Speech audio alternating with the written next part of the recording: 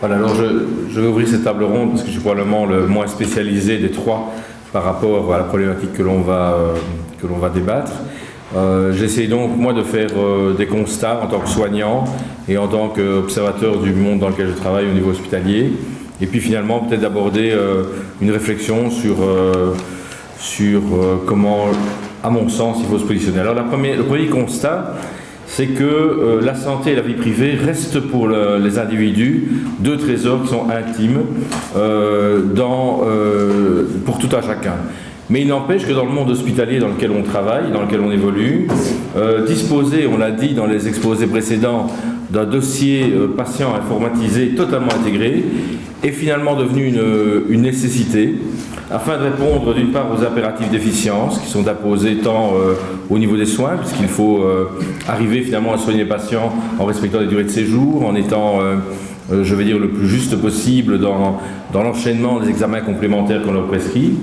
Mais aussi, ce dossier est nécessaire pour permettre l'intégration de l'ensemble des paramètres du séjour qui font se transformer en données exploitables. Et ces données exploitables vont soutenir le financement de l'institution hospitalière. Et ces données exploitables vont permettre aussi de mettre en place des projets de recherche, des projets de qualité et, in fine, ma perception est qu'elle transforme ces données multiples qu'on génère à l'hôpital, l'art de guérir, en une espèce de multitude de pixels analysables et chacun va chercher dans ces pixels l'intérêt qu'il y trouve, que ce soit au niveau financier, au niveau de l'exploitation de l'efficience, etc., etc. Et donc, le premier constat, c'est que les contraintes liées au respect du secret professionnel, finalement, imposent dans ce monde-là, heureusement, une salutaire retenue. C'est mon premier constat. Le deuxième constat, et les intervenantes ce matin l'ont dit, c'est que le développement IT permet d'aborder de nouveaux paradigmes d'interaction, de nouvelles interactions finalement entre le patient et le soignant, entre le patient et l'institution, entre les travailleurs eux-mêmes de l'hôpital. Et plus le temps passe, plus notre imagination finalement dans ce domaine est débordée et les limites de ce domaine sont élargies. Alors, les plus réfractaires qui sont dans la salle ou qui sont dans nos hôpitaux ne peuvent nier l'apport de nouvelles technologies et on a tous fait l'expérience d'un rejet d'un programme informatique X ou Y pour gérer une problématique du service qui a été vraiment décrié lors de son implémentation et qui, lorsque finalement il tombe en panne actuellement, génère des grands cris en disant on ne peut plus s'en passer.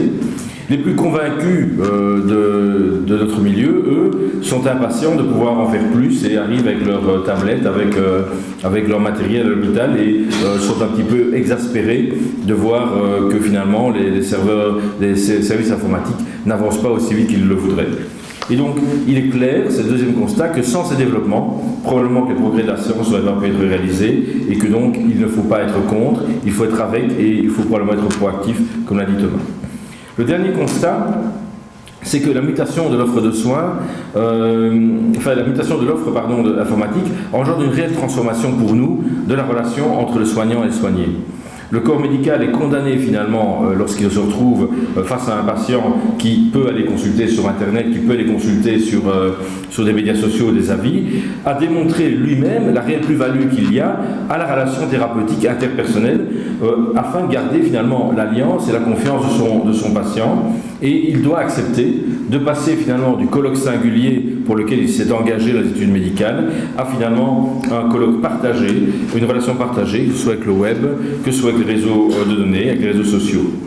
Alors il est évident aussi, et M. Vanout l'a dit, il est possible maintenant pour la plupart des patients de prendre possession de leurs données médicales à travers des serveurs qui le permettent, ou à travers différentes interfaces. Et à ce moment-là, le patient a finalement l'illusion d'être le premier acteur de sa stratégie médicale. Et on lui dit, lorsqu'il se met sur ce type de médias, la confidentialité des données vous est totalement acquise. Mais il lit aussi, dans les petites lignes, que l'utilisation anonyme des données est possible. Et donc, il a l'illusion d'être le maître de son dossier médical, mais quelque part, s'il va loin dans l'analyse de ce qu'on lui offre, il voit que l'on va utiliser de manière anonyme ces données. Et monsieur, tout à l'heure, qui est intervenu après le premier exposé, se posait ce type de questions. Alors, il est clair aussi que ce type de demande, à un moment donné, va imposer, pour les médecins, pour les soignants, une transparence plus importante des informations transmises au malade. Le malade veut avoir du matériel, veut avoir des données pour les mettre dans son propre dossier médical. Et donc là, à ce moment-là, il y a aussi une problématique qui peut arriver. Et ce qui est pervers un petit peu, ou ce qui peut être pervers, il ne l'est pas toujours et ça peut être très positif, c'est que le patient ayant ces données médicales en main, des informations qu'il ne maîtrise pas, de parce qu'il n'est pas outillé nécessairement dans son éducation pour le faire, va chercher des informations pour les comprendre. Je suis atteint d'une maladie de Schumberger ou n'importe quoi, il va aller voir Schumberger sur le Google, il va retomber sur des informations qu'il ne comprend pas, il va refaire encore d'autres recherches, et finalement l'interdépendance est créée.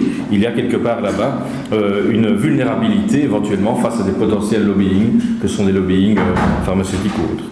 Enfin, il faut que, pour ce constat-là, il faut que nous, les soignants et les patients, on comprenne que dans ce nouveau paradigme, la responsabilité de chacun est encore plus importante qu'avant pour ne pas en perdre en qualité et en confidentialité respective. Alors, je termine mon intervention sur ceci. La qualité de notre interaction future avec tout le système de développement technologique et informatique va dépendre forcément de notre capacité à cibler nos besoins, à cibler les champs d'application. L'informatique, et c'est une citation que j'ai prise de Claire Malay-Lobis qui travaille aux facultés de Namur, l'informatique, c'est pas un antibiotique à large spectre qui élimine tous les problèmes organisationnels préalables. Jacques l'a dit tout à l'heure, il y a un réel besoin de préciser avant tout la cible.